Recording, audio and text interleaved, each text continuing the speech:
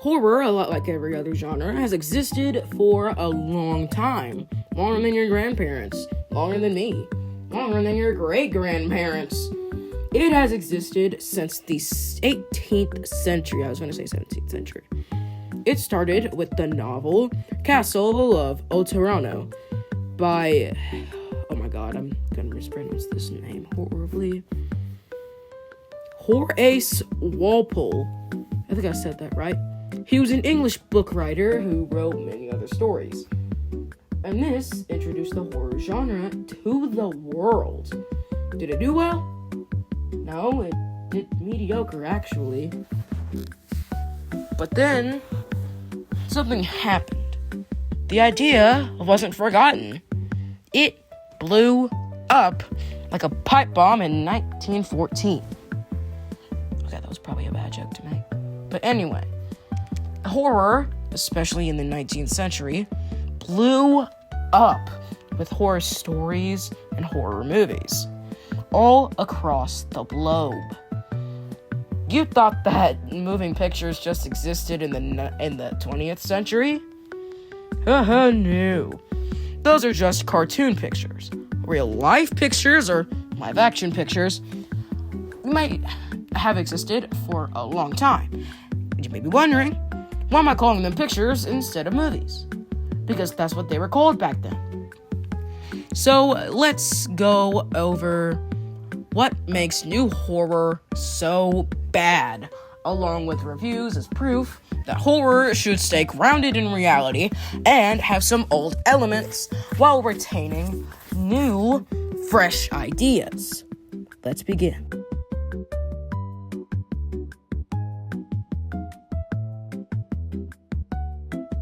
But first, we need a little history lesson. So, horror has existed for 261 years, or 26 decades. It has media across games, to movies, to novels, to everything under the sun's massive ray of light. Some of the most iconic and replicated are 1818's Frankenstein and 1891's Dracula.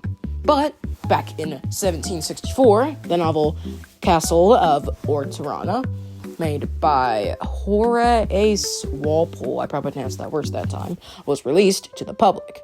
Again, it was received alright, publicly, but the idea wouldn't fade away. It was just the book. The idea of horror has existed across the 19th, 20th, and 21st century. While the original source was forgotten, the new genre, called horror, which comes from the Latin word horre, but it originated in France. Then came movies, or pictures as they were called back then. Then came, I'm going to pronounce this horribly again, Le Manoir du Diable, or The Haunted Castle, directed by George Méliès. It was a 3-minute silent film which involved supernatural elements. Probably the first ever. And plus, it was just 3 minutes. And I'm pretty sure it was from the 1800s, back when live-action pictures were just kicking. And I'm, again, sure that it's the first horror film, or horror media, to introduce supernatural elements. But, for some unknown reason that I am yet to know, horror skyrocketed in popularity. Probably because of all the pictures and movies being made about it. So then came the 20th century. Along came a new cast of ideas, and movies began to skyrocket because nobody wanted to read and games didn't exist yet. We're gonna get to the first horror game later. But anyway, movies like Frankenstein and Dracula, both being from Universal, skyrocketed in popularity, becoming one of Universal's most iconic old films. And then, in the late 20th century, in, pretty sure it was 1980, came Friday the 13th, a film about a little boy named Jason who's found in a Crystal Lake camp. And then some horny teenagers come along, and I'm not even going to describe it. And then Jason comes and kills them all. What what a good idea for a movie. And I'm going to use this as an example later. It uses its huge scale of about an entire camp perfectly. It uses more chaotic kills, more creative kills, and less horny teenagers to deal with. Like, I'm not kidding. That was the worst part of the movie for me. Like, there are some parts of the movie in the 2009 remake that I could not watch. Any death was possible in the camp. Being burnt over a fire? Check. 2009 reboot. Being stabbed through the floor? Check. Jason grabbing you from underwater and then killing you? Check. Alright, there were some excellent kills here. And it hasn't been replicated since. Until... Okay, so 1 year later, we would get the first horror game, and let's show it now. It's the video game Crashers Atari's Haunted House, which released in 1981. It wasn't really successful, and it also got forgotten. I'm not going to be using that as an example, though. Using a big scale or a medium scale perfectly, it blending into darkness, and having some creative kills that were introduced later, along with having some complicated lore, let me introduce you to the stars of the show called Freddy Fazbear, Bonnie the Bunny, and Chica the Chicken. So, Five Nights at Freddy's by Scott Cawthon, a Christian game developer and movie maker, was made in 2014. Why am I talking like a robot, you may ask? I don't know. I'm just going to stop it now.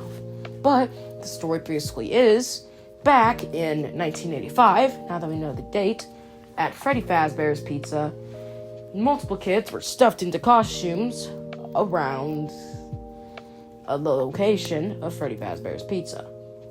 They were stuffed inside of the animatronic suits, and their souls would soon haunt the machines.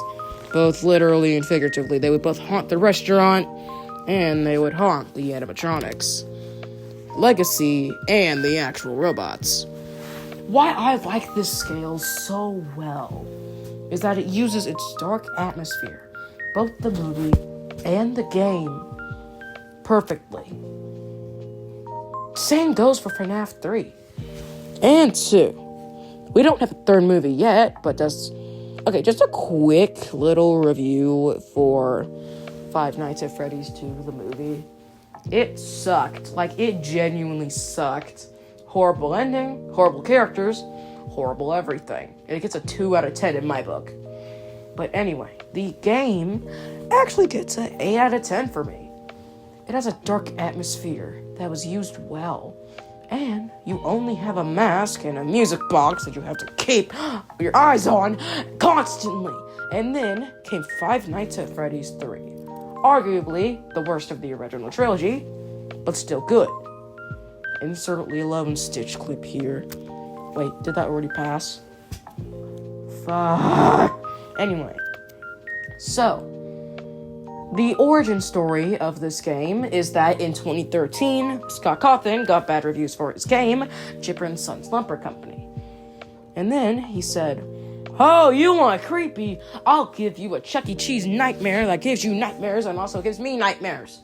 And then also gets a Best Award for Video Game in 2014. Yeah, it actually got that award. I don't know where it was from, but FNAF 1 got nominated for the Best Video Game, period, in 2015. Making it, I'm pretty sure, the only FNAF game to get an award. The FNAF movie? Pretty sure it didn't win the award. And I hope to God that the FNAF movie 2 does not get an award. And then that's really the end of the first of horror. After that, there were no first horror movies to do anything, or horror games, or horror novels. It was just blank.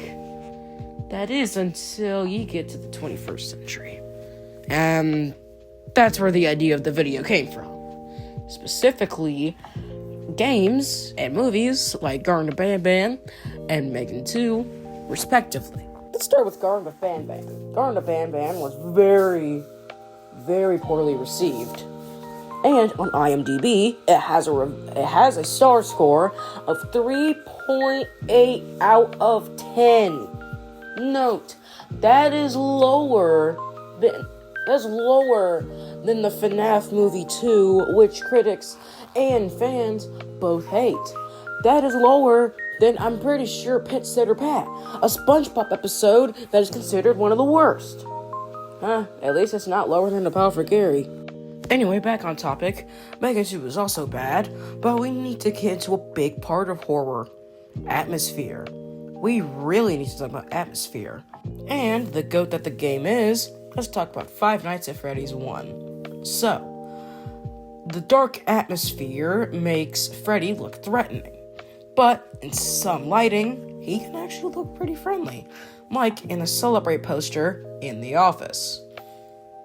But on the cameras, he looks threatening, like he can tear you bit from bit and then eat your head off. Yeah, I know that was weird, sorry. So that's basically all I really have to say, but before we end the video, we might as well add a list of rules for horror media. Number 1, don't be too bright. Try to have some dark elements. 2, have a design that can look friendly in the right lighting, but creepy also in the right lighting. And then, don't try to sugarcoat things. People have enough of that, and honestly, I don't think sugarcoating should be done. I think that if you're gonna talk about a subject matter like drugs or alcohol, don't sugarcoat it.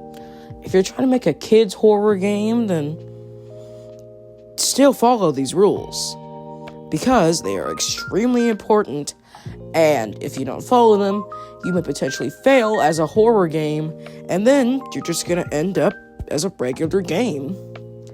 Because we have one example of what to do, being Five Nights at Freddy's 1, then we have an example of what not to do, being Garden of Banban Chapter 1. Don't worry, Garden of Banban gets better, but Garden of Banban 1 has no dark atmosphere. And honestly, the subject matter is extremely sugar-coated, and it creates more questions than it answers. I know it's the first game in the franchise, but seriously, Five Nights at Freddy's 1 created more questions than answers, but also simultaneously answered those questions, but more answers would be needed in the second game. So, that's it for me. The Random Boy is out. I'm Weird Al Yankovic, and you're watching Digital Firestarter.